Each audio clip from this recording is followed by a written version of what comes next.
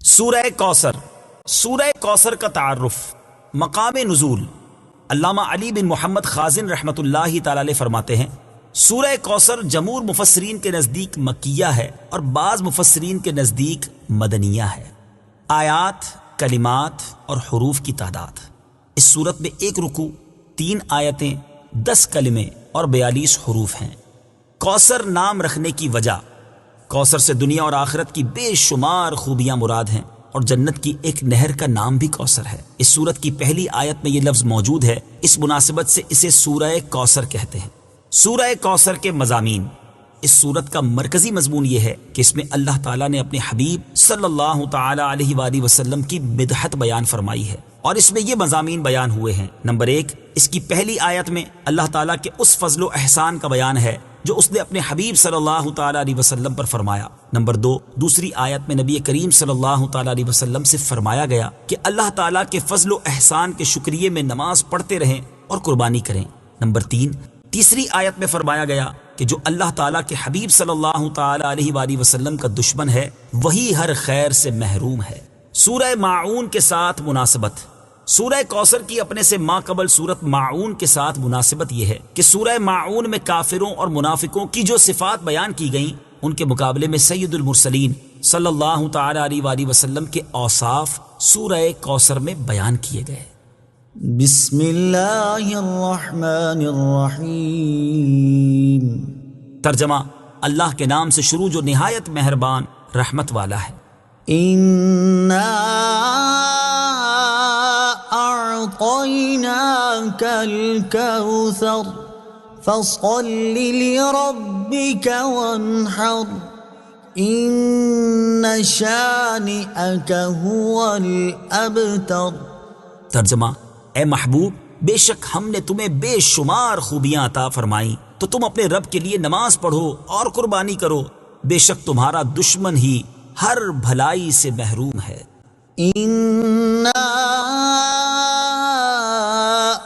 أعطيناك الكوثر، اے محبوب، بے شک ہم نے تمہیں بے شمار خوبیاں عطا فرمائیں۔ تفسیر صراط الجنان میں ہے، کوثر کی تفسیر میں مفسرین کے مختلف اقوال ہیں، ان سب اقوال کا خلاصہ یہ ہے کہ اے محبوب، بے شک ہم نے تمہیں بے شمار خوبیاں عطا فرمائیں اور کثیر فضائل عنایت کر کے تمہیں تمام مخلوق پر افضل کیا، آپ کو حسن ظاہر بھی دیا، حسن باطن بھی عطا کیا، نسب عالی بھی، نبوت بھی، کتاب بھی، حکمت بھی، علم بھی، شفاعت بھی، حوض کوثر بھی، مقام محمود بھی، امت کی کثرت بھی، دین کے دشمنوں پر غلبہ بھی، فتوحات کی کثرت بھی، اور بے شمار نعمتیں اور فضیلتیں عطا کی جن کی انتہا نہیں۔ آیت إِنَّا أَعْطَيْنَاكَ الْكَوْثَرَ سے حاصل ہونے والی معلومات، اس سے 5 باتیں معلوم ہوئیں۔ نمبر 1، اللہ تعالیٰ نے اپنے حبیب صلی اللہ تعالی علیہ وآلہ وسلم کو کوثر عطا کر دی ہے، کیونکہ یہاں یہ نہیں فرمایا گیا کہ ہم آپ کو کوثر عطا کریں گے، بلکہ یہ فرمایا کہ بے شک ہم نے آپ کو کوثر عطا کر دی۔ نمبر 2، اللہ تعالیٰ کی اپنے حبیب صلی اللہ تعالی علیہ وآلہ وسلم پر یہ عطا ان کے نبی اور رسول ہونے کی وجہ سے نہیں، بلکہ آپ علیہ الصلوۃ والسلام کی ذات کی وجہ سے ہے، جو شان محبوبیت کی صورت ہے، کیونکہ یہاں یہ فرمایا أَعْطَيْنَاكَ، ہم نے آپ کو عطا فرمائی، یہ نہیں فرمایا کہ اعطینا الرسول یا اعطینا النبی۔ نمبر 3، تاجدار رسالت صلی اللہ تعالی علیہ وآلہ وسلم پر یہ عطا کسی عبادت اور ریاضت کی وجہ سے نہیں ہے، بلکہ ان پر یہ عطا اللہ تعالیٰ کے عظیم فضل اور احسان کی وجہ سے ہے، کیونکہ یہاں عطا کا ذکر پہلے ہوا اور عبادت کا ذکر بعد میں ہوا۔ نمبر 4، اللہ تعالیٰ نے آپ کو کوثر کا مالک بنا دیا ہے تو آپ جسے چاہیں جو چاہیں عطا کر سکتے ہیں۔ نمبر 5، سید المرسلین صلی اللہ تعالی علیہ وآلہ وسلم کی مدحت خود رب تعالیٰ فرماتا ہے۔ اعلیٰ حضرت امام احمد رضا خان علیہ الرحمت الرحمان فرماتے ہیں، انا اعطیناک الکوثر، ساری کثرت پاتے یہ ہیں، ٹھنڈا ٹھنڈا، میٹھا میٹھا، پیتے ہم ہیں، پلاتے یہ ہیں۔ اور ایک اور جگہ فرماتے ہیں نا، اے رضا خود صاحب قرآن ہے مداح حضور، تجھ سے کب ممکن ہے پھر مدحت رسول اللہ کی۔ فَصَلِّ لِرَبِّكَ وَانْحَرْ، تو تم اپنے رب کے لیے نماز پڑھو اور قربانی کرو۔ تفسیر صراط الجنان میں ہے، یعنی اے حبیب صلی اللہ تعالی علیہ وآلہ وسلم، اللہ تعالیٰ نے آپ کو دونوں جہاں کی بے شمار بھلائیاں عطا کی ہیں اور آپ کو وہ خاص رتبہ عطا کیا ہے جو آپ کے علاوہ کسی اور کو عطا نہیں کیا۔ تو آپ اپنے اس رب عز و جل کے لیے نماز پڑھتے رہیں جس نے آپ صلی اللہ تعالی علیہ وآلہ وسلم کو کوثر عطا کر کے عزت و شرافت دی، تاکہ بتوں کے پجاری ذلیل ہوں اور بتوں کے نام پر ذبح کرنے والوں کی مخالفت کرتے ہوئے اپنے رب عز و جل کے لیے اور اس کے نام پر قربانی کرے۔ اس آیت کی تفسیر میں ایک قول یہ بھی ہے کہ نماز سے نماز عید مراد ہے۔ ان شانئک هو الابتر، بے شک تمہارا دشمن ہی ہر بھلائی سے محروم ہے۔ تفسیر صراط الجنان میں ہے۔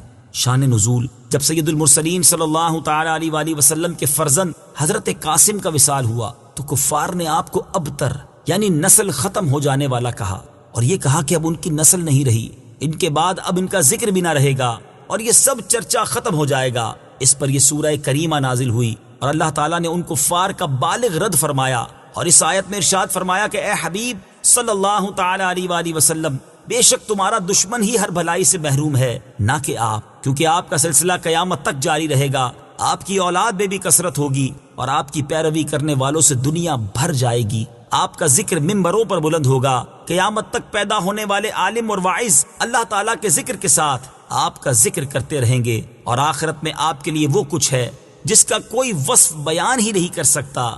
تو جس کی یہ شان ہے وہ ابتر کہاں ہوا، بے نام و نشان اور ہر بھلائی سے محروم تو آپ کے دشمن ہیں۔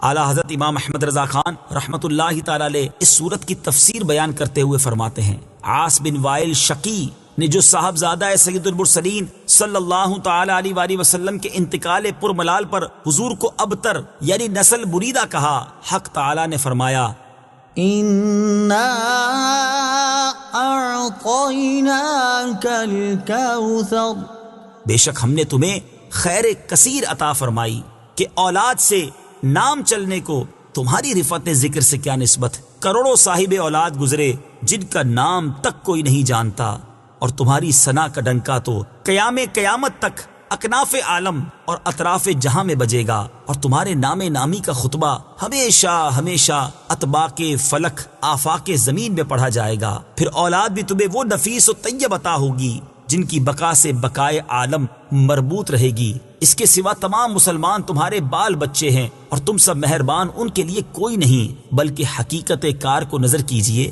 تو تمام عالم تمہاری اولاد مانوی ہے، کہ تم نہ ہوتے تو کچھ بھی نہ ہوتا، اور تمہارے ہی نور سے سب کی آفرینش ہوئی۔ اسی لیے جب ابو البشر آدم تمہیں یاد کرتے تو یوں کہتے، یا ابنی صورتن و ابایا معنن، اے ظاہر میں میرے بیٹے اور حقیقت میں میرے باپ۔ پھر آخرت میں جو تمہیں ملنا ہے اس کا حال تو خدا ہی جانے، جب اس کی یہ عنایت بے غایت تم پر مبذول ہو تو تم ان اشقیاء کی زبان درازی پر کیوں ملول ہو، بلکہ فصل لربک وانحر، رب کے شکرانے میں اس کے لیے نماز پڑھو اور قربانی کرو۔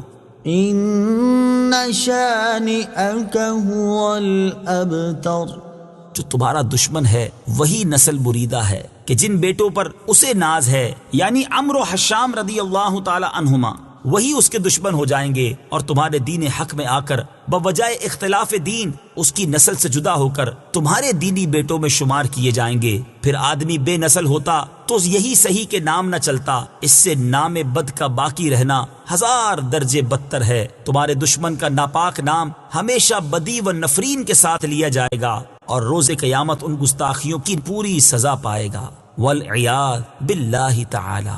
اس سے معلوم ہوا کہ حضور پرنور صلی اللہ تعالی علیہ وآلہ وسلم کا اللہ تعالیٰ کی بارگاہ میں مقام اتنا بلند ہے کہ ان کے گستاخ کو اس کی گستاخی کا جواب خود رب تعالیٰ دیتا ہے۔ صدق اللہ